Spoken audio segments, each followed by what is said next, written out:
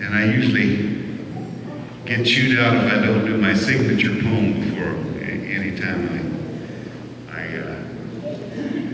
in a gathering. So here you go. A lot of you folks, I hope you're not tired of this one, but it's probably the first cowboy poem I ever wrote, and probably the best. I wrote it in about 35 or 40 minutes one night when I was working at Simplots as a maintenance man on the back of a work order. And, you know, the best stuff always goes quickest, you know, I found that out. But in 1959, I watched my brother ride a big white bull out at the Blackfoot Stampede, and the mind of that huge animal just impressed me to the point where I always knew I'd write something about it, you know, if I ever started writing, and I did. Snowville was an albino bull. He was a legend in his time. His pink eyes glowed like cinders, and his horns spread sharp and wide. He had a hide of pure white satin, and it shined like Texas hail, all except for the brand on his left hip, and a green patch under the tail. Now old Snowville, he made his living on the circuit rodeo. He'd send them riders flying, the clowns are running to and fro. If a rider drew old Snowville, you could bet your Wrangler shirt you either got a high point ride or a face full of blood and dirt. Now old Rufus had rode his share of bulls before he become a clown, and underneath all that makeup, that cowboy's face was brown. The riders paid him tribute. None of them had put him down because they knew their lives was in his hands once they hit the ground.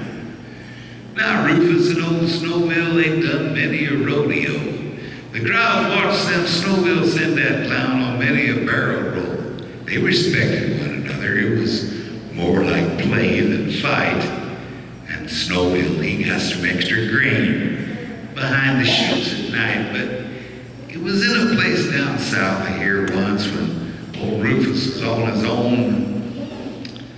His mouth just got dry as cotton one hot old afternoon. He walked into the nearest bar. All he wanted was one cold beer, but the bouncer, he looks him up and down. He says, "Y'all can't drink in here." Well, Rufus got steamed up all right. He thought he paid his dues, and he left that place remembering why his people sang the blues. And being just a tad outnumbered, he left without a fight. He headed back to the rodeo grounds, and he borrowed a truck that night. Well, now that honky-tonk was really jumping, had that hoorah, hee-haw sound. The band was on its second break, just a slugging that bourbon down. There was cards and dice and dancing, wild turkey, beer and gin, when the back door busted open and Snowville wandered in. History got made that night as Snowville changed the rules, sent the bouncer to the ladies' room, and the barmaid wet her stool.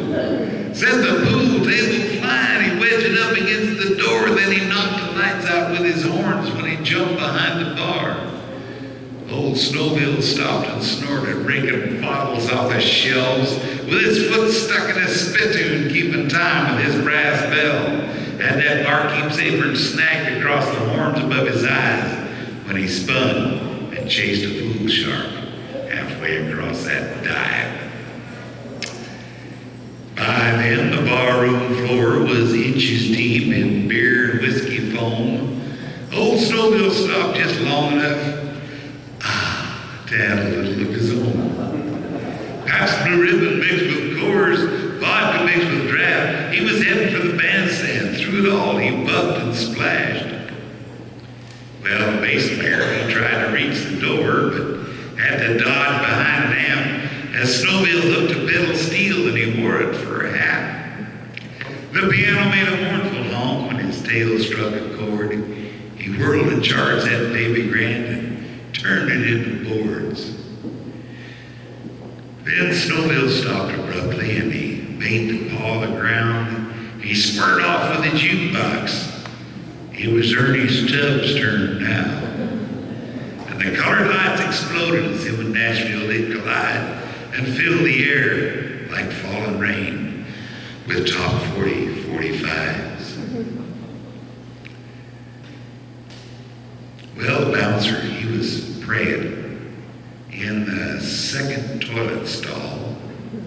As Snowville charged the mirror outside and his head broke through the wall. Last thing that bouncer remembered, what he told the boys in blue, was this black man's face asking him, "Is he white enough for you?"